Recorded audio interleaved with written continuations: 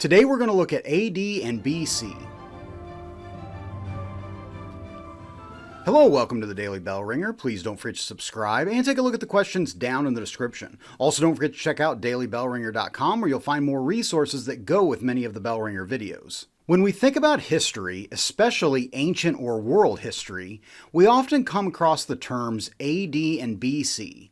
These two abbreviations help us organize historical events on a timeline, making it easier to understand when different things happen.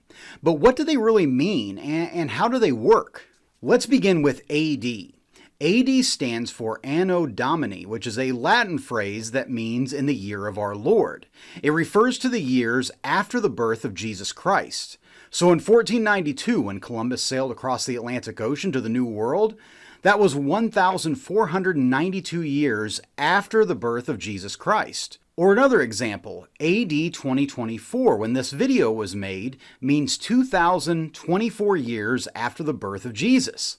Now, some incorrectly believe the letters AD stand for after death or after the death and resurrection of Christ.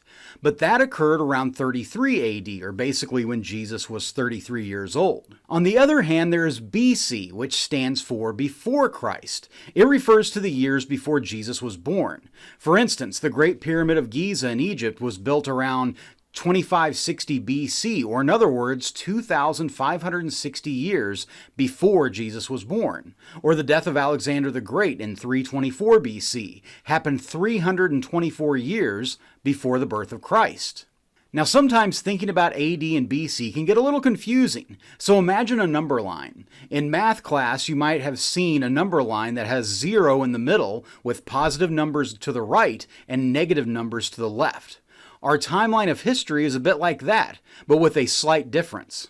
Instead of a 0 in the middle, we have the birth of Jesus. The years to the right of this event are labeled as AD, and the numbers get bigger as you move further away from the birth of Jesus.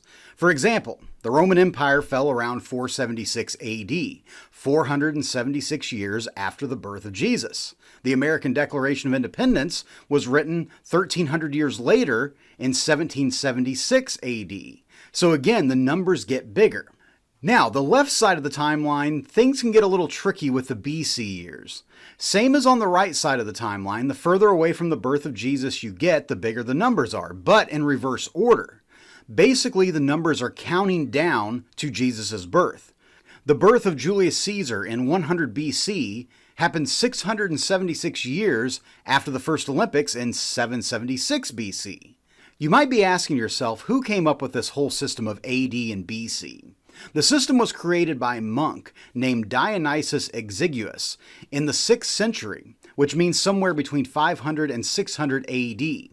Before this, people in different parts of the world used various ways to count years, often based on the reigns of kings or important events.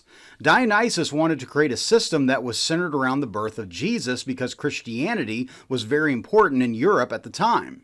This system spread across Europe and eventually to other parts of the world as European countries explored and colonized other lands.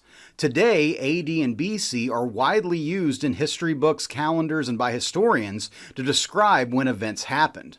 When studying history, you might also come across the terms BCE and CE. BCE stands for Before Common Era, and CE stands for Common Era. These terms are used by people who prefer a more secular or non-religious way of labeling years. BCE corresponds to BC and CE corresponds to AD. So 500 BC is the same as 500 BCE, and AD 2024 is the same as 2024 CE. Using AD and BC systems helps us to put events in order or understand the sequential order of events. By placing people and events on a timeline, we can see how different parts of history relate to each other. It is important to remember that not all cultures used the AD and BC system in the past. For example, ancient China and India had their own ways of counting years. Even today, some cultures use different calendars for religious or cultural reasons. However, the AD and BC system have become the most widely used system for international dates and historical events. So, whether you're reading about ancient civilizations or more recent history, knowing how AD and BC work will help you better understand the story of our world. So, with that, hopefully you learned something, and thanks for watching.